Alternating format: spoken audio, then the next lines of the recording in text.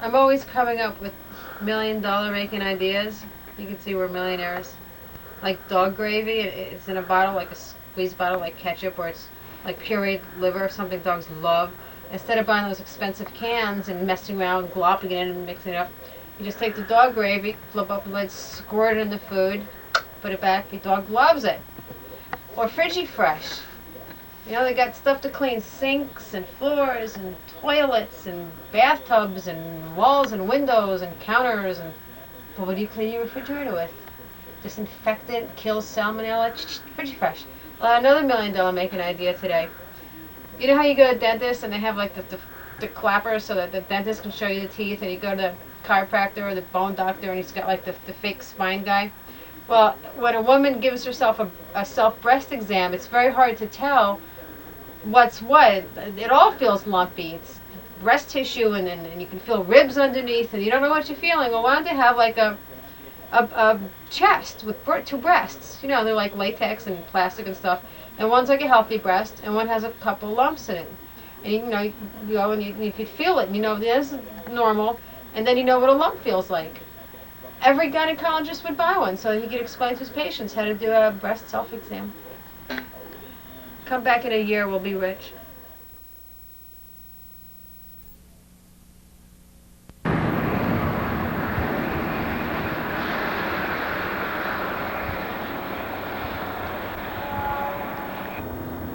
We just left Weldon, North Carolina, and we could turn around and take 301 to 58 to 156, whatever. Or if you want to go on a bigger highway, we'll go down this one and we'll cut up on 35. That'll take us like right to Suffolk. So I think actually if we go straight, it'll be better. And we'll be in Vagina in about less than an hour, maybe half an hour. By the way, your fly's open. Here, I'll zip it for you.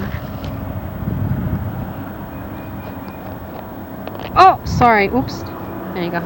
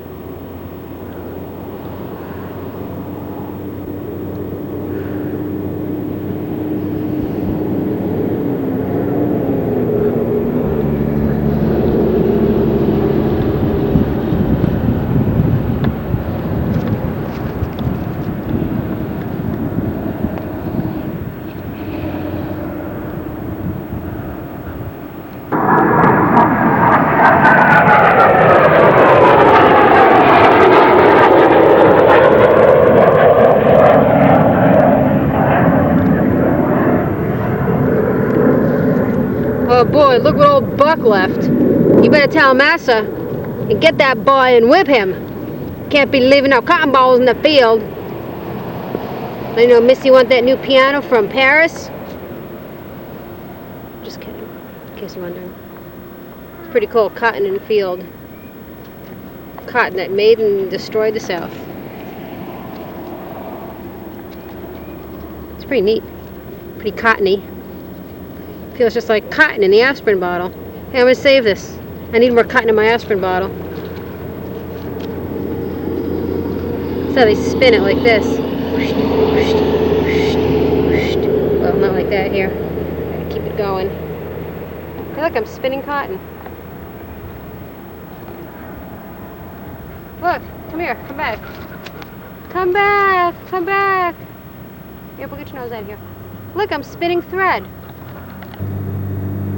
This soil doesn't look really very rich. There's a lot of clay in it, a lot of red chunks of clay. But then when this gets wet, it gets slippery as hell. Anyway, if this doggy will move her snout, I'm weaving cotton thread. And if I weave enough of it, I'll weave me a shirt. Well, a very small shirt. That is so cool.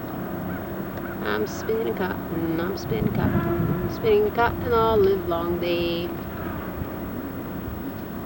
Wow, so cool. Now I'm done, come on.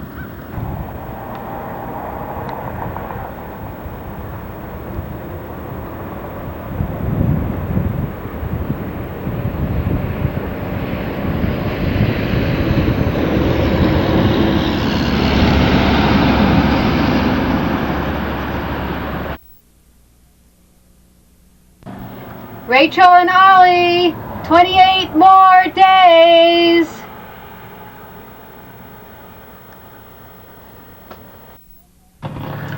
It's Friday night and we're in Suffolk, Virginia, and the show really stinks, really ago.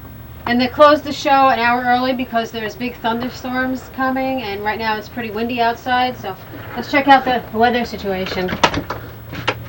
Gotta unlock the door first. And it looks really calm. You know, I think the wind took down the dust. There were huge clouds of dust blowing. It's starting to rain though. It's pretty freaky. We parked right up next to a big rig. We parked next to a big rig over there as a wind block. There's a show up there. You can see that all the people are coming out. Oh, it's starting to rain. Kind of unnerving. There's a tornado watch, but it's not a warning. It's a lot scarier being in a tornado warning. Lightning, wind. Oh, see, there goes the gusts. I feel like Brian Norcross. And look, you can see that palm frond. Okay, that's enough. Real live effects. I knew if you get me or not. Just turn it off and get the lightning. How can you get lightning with that big light on? I can't see the... Did you? You see it? 3 inches of water out there in the parking lot? Do you realize we're set up under a big tent across the street in a parking lot? How much of our shit's on the ground that can get water in it? As soon as this thing's over, we should go over there and check our stuff. Don't you think so? Okay, don't answer me. Be like that.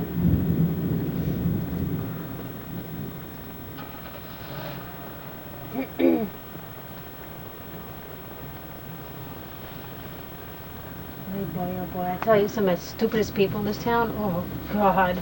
Oh, they're so dumb. They're stupid.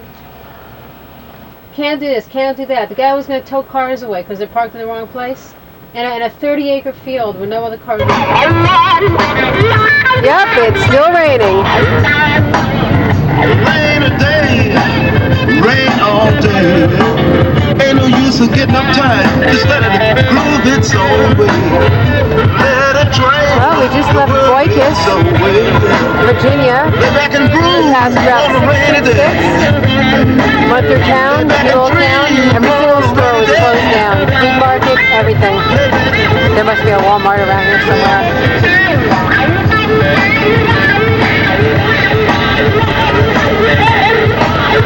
We left the show Saturday night because I knew it was going to rain today.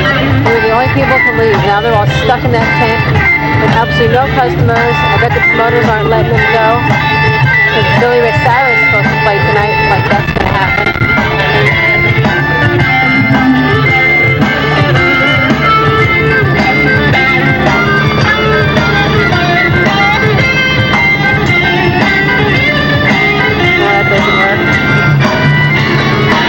People in that town were so stupid. This couple went by with a baby. I said they were so stupid. They were trying for a Millennium baby.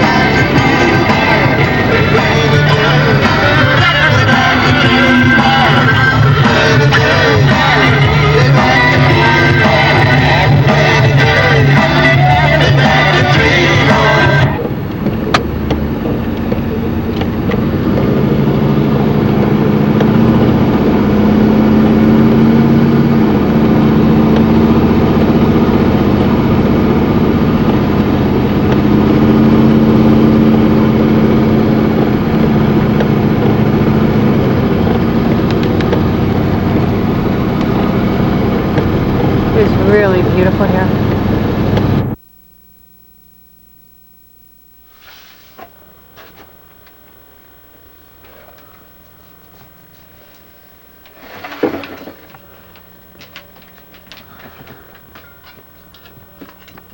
$5.49, Walmart. Like my new toaster oven? Anniversary present. Our anniversary is April 10th, and this is the second year where we both completely forgot our anniversary until the following day, which really pleases me because I think celebrating birthdays and anniversaries and holidays is really irrelevant. Like Brian says, that holidays were created for economic reasons, and if you don't send a Hallmark card or you don't buy jewelry with diamonds, then the other person will be mad at you and you'll feel guilty. And commercial business really preys on people's vulnerability, and it's so easy to make people feel guilty because they don't do this, they don't do that. It means they don't love them, but that has nothing to do with real life and how you really feel. I don't care if no one ever remembers my birthday, as long as I know they love me. That's all that really matters. And like my father said, on Mother's Day, you see the restaurants packed full of people taking Mom out, but then they don't see her all the rest of the year. It's so thin. I had 2 burners plugged in, but then I turned this off, and the cable wasn't coming in good, so Kenny went out to check the cable, and all of a sudden I hear the guy in the camper next to us yelling, "Camper's on fire! It's fire coming in camper!" And I run out there, and Kenny's trying to get the water hose unconnected to spray water. It's all smoke coming out between the tires, and we had some kind of short or something, and it really wasn't because of my anniversary present. He had nothing to do with it because he was unplugged, so we're going to find out if it was a short or an overload, but if it was overloaded, then the fuse should have... A ghost just walked in. The fuse should have popped, and it didn't, so we don't really know what it is. But I like my anniversary present, even though it did almost burn us out of house and home. I'm glad I didn't grow up with all the same things that everyone else grew up with, and the whole time I was a child, at times I feel really jealous of the other kids because they did all these things and they had all these things. And now that I'm an adult and I realize I'm a product of my upbringing, I am so glad that I did not have what they had, because I had so much more than they did. I had so much time to play, to think, to just kind of grow as a real... Peter said, "Oh, my kid's going to have everything I didn't have, and they're going to have this and have that," but most of it's just diversion. And it really has nothing to do with what's really going on or what's real in the world. And I had Skyview, and I had the woods, and I had my family, and I had books, and sure we had TV, but I didn't really watch it. I hated Saturday morning cartoons, and I hated shows like The Man from U.N.C.L.E., where kids in Skyview would play the game, and they'd take different roles, and they'd try to like outfox each other, and I had no interest in any of that. I just wasn't competitive.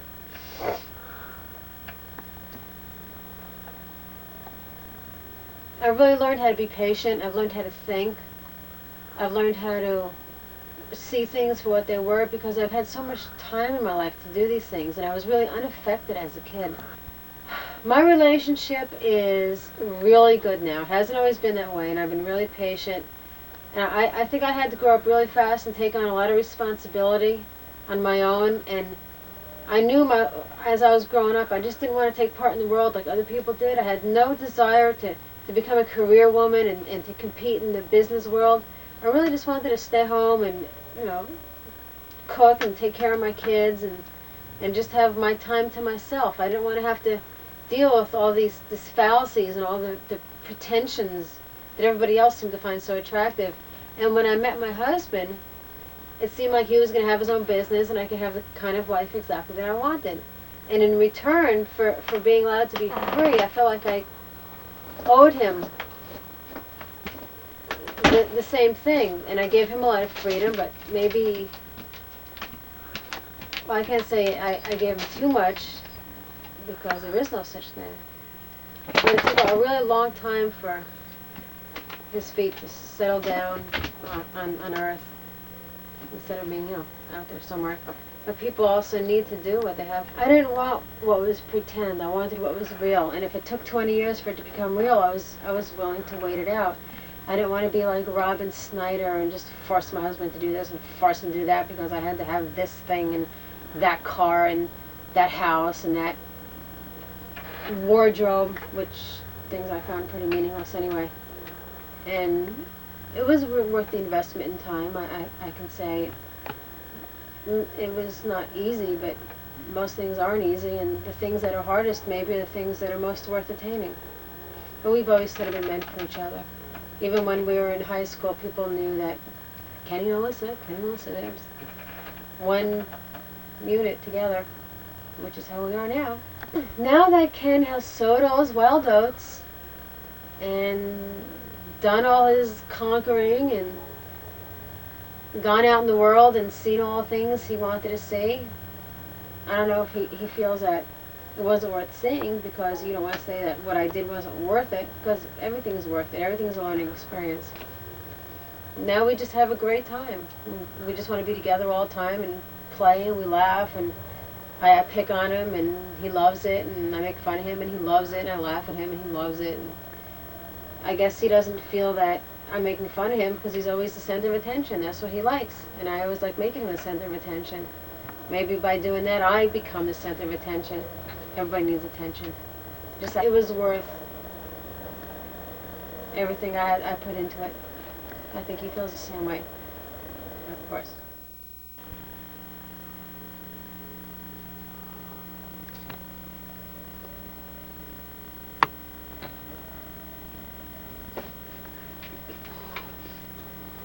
Well, we almost burnt the camper down last night.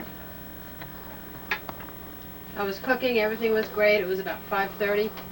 All of a sudden, the sky's clouding up a little bit, and we hear see a bright flash of lightning, and then right away, boom, the thunder. And the cable hadn't been working right, so Kenny went outside to try to fix the cable, and as